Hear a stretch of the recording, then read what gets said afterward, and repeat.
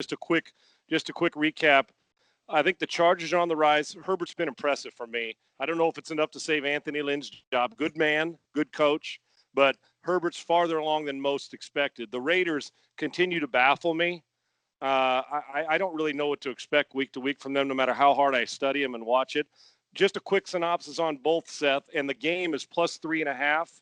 Obviously, the Raiders are favored. I don't trust the Raiders on a pick'em game, but we'll on a game within 4 points. But we'll discuss that in a second. Your overall thoughts on these two teams and this matchup tonight.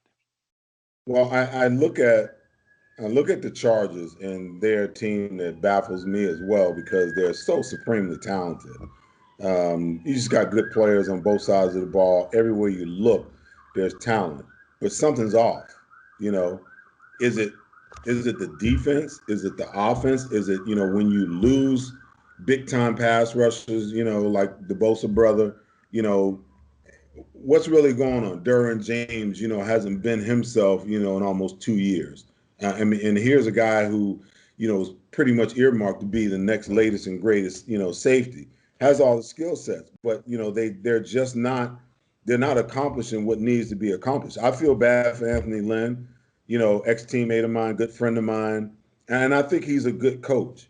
But something chemistry-wise is just off with this team right now, and I'm not so sure that it's fixable with all the coaches that are in place. Right. I didn't think that. I thought that Herbert would take some time to develop. I had no idea the kid could sling it like this. He certainly didn't have this kind of confidence, his senior year at Oregon.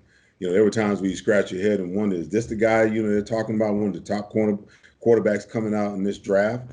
But he's put all that to rest with the way he's played this year.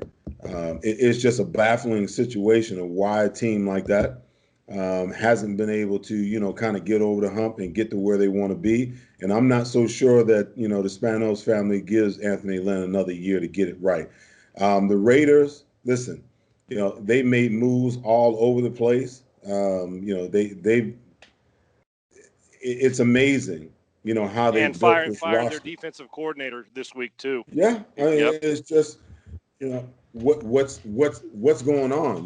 Is the defense, has the defensive philosophy really gotten into a place where you need to do that? Has the coach been has the defense coordinator been trying to cover for the lack of talent, on the defensive side of the ball? I know they've had cornerback issues. I know they've had linebacker issues.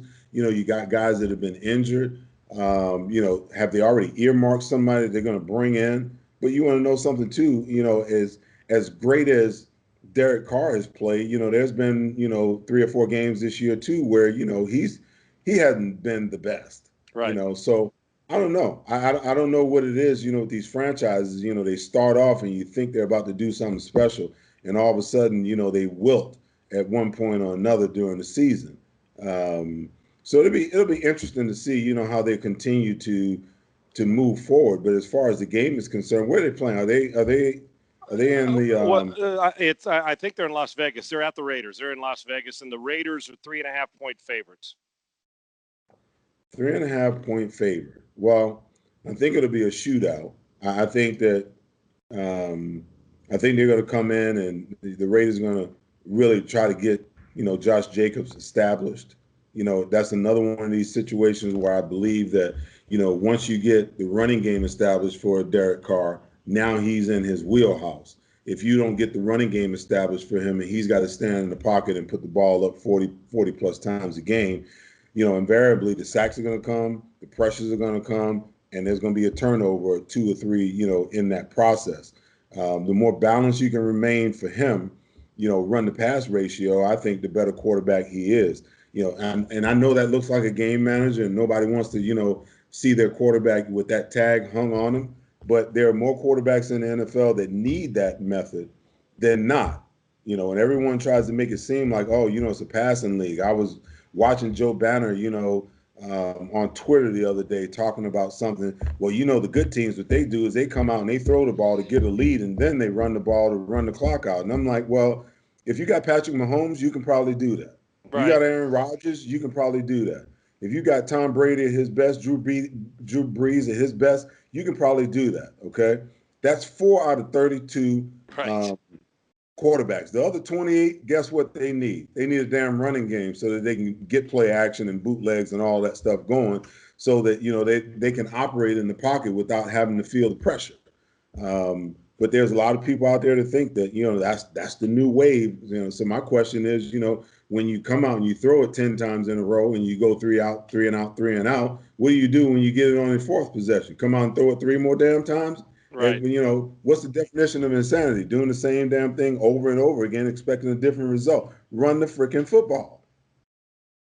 So you think the Raiders can get this? I'm going to take the Raiders +3, and I just think that at -3.5 playoffs. Real quick, are they a playoff team? Are they making the playoffs? They've got let's see, they got the Chargers, Dolphins, and Broncos to end the season. Are they going to get in?